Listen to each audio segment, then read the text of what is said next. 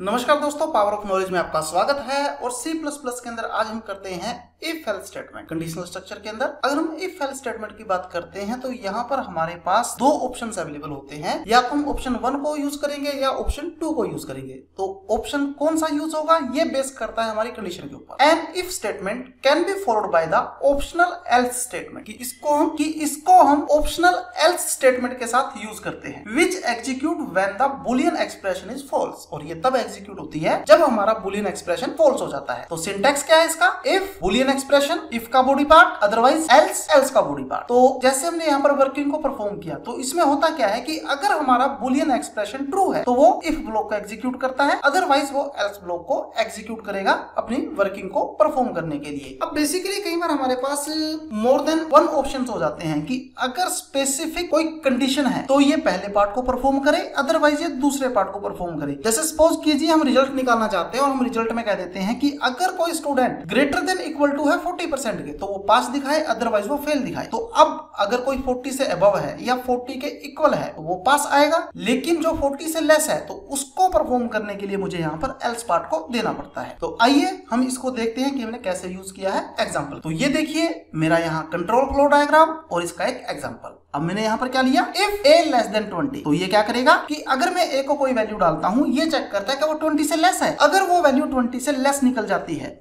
तो condition true हुई। अगर वो कंडीशन ट्रू निकल जाती है तो यहाँ पर क्या होगा, वो इस पार्ट को एग्जीक्यूट करेगा और इफ ब्लॉक एग्जीक्यूट होगा। इफ एग्जीक्यूट हुआ, यहाँ पर रिजल्ट क्या है, a इज लेस देन 20। लेकिन अगर वो कंडीशन फॉल्स हो जाती है तो यहाँ पर आएगा a is not less than 20। Suppose कीजिए मैं a को यहाँ कंडीशन में वैल्यू पास कर देता हूँ कि मेरी a की वैल्यू है 4। तो उसने क्या चेक किया, क्या कंडीशन ट्रू है? आपको कंडीशन में क्या चाहिए था, a लेस देन 20। कंडीशन तो मेरी फॉल्स हो गई, कंडीशन फॉल्स हो गई, वो एल्स पार्ट को एग्जीक्यूट करता है। a की वैल्यू 21, कंडीशन ट्रू हुई। तो जब मेरी कंडीशन ट्रू हो गई तो वो इस पार्ट को एग्जीक्यूट करता है। a की वैल्यू डाली मैंने 20। अब जब वो यहां गया तो हम क्या सोचते हैं कि यार जब a की वैल्यू 20 डाली है तो ये इस पार्ट को चलाना चाहिए। नहीं, हम यहाँ पर कंडीशन चेक कर रहे हैं कि क्या a 20 से लेस है। a हमारा 20 से लेस नहीं था, वो उसके इक्वल था। तो जब वो इक्वल था तो यहाँ वैल्यू आ गई a is not less than 20। तो आइए हम इसको एक प्रैक्टिकल एग्जांपल में देख लेते हैं कि किस तरह से हम C++ के अंदर अपनी वर्किंग को परफॉर्म करवाते हैं। तो ये मेरा C++ का एडिटर, मैं यहां सबसे पहले यूज करता हूं include iostream.h। iostream.h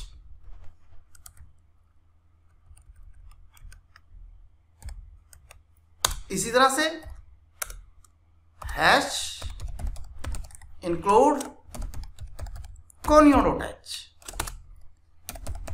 void main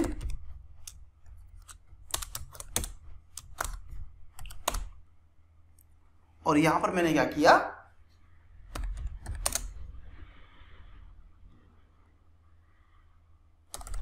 एक वेरिएबल ले लिया int a के नाम का।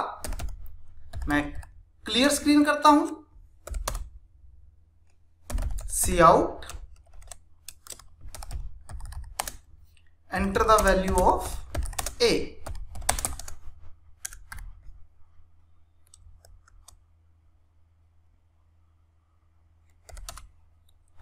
सीन a के अंदर स्टोर कर दे।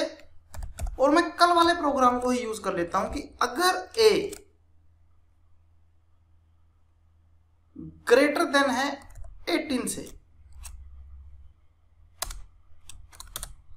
तो वो सी आउट करे you are adult.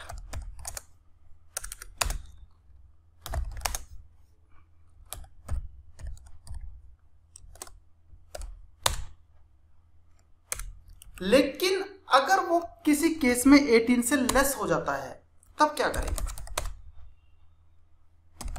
C out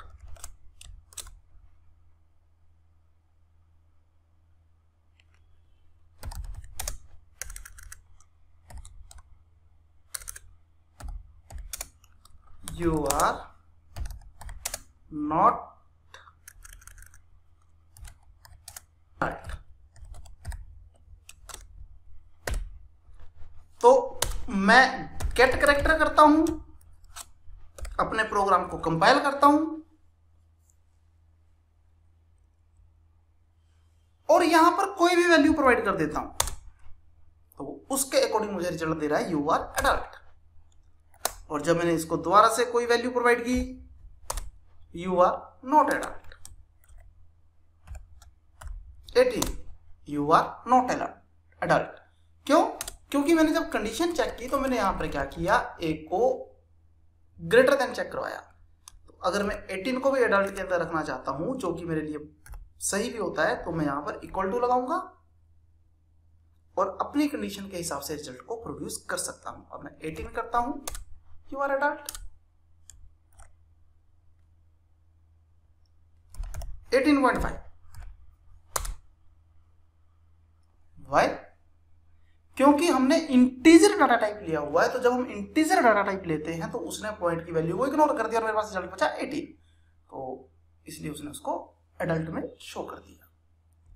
तो फ्रेंड्स, हमारी आज की क्लास में इतना ही था। Thank you very much.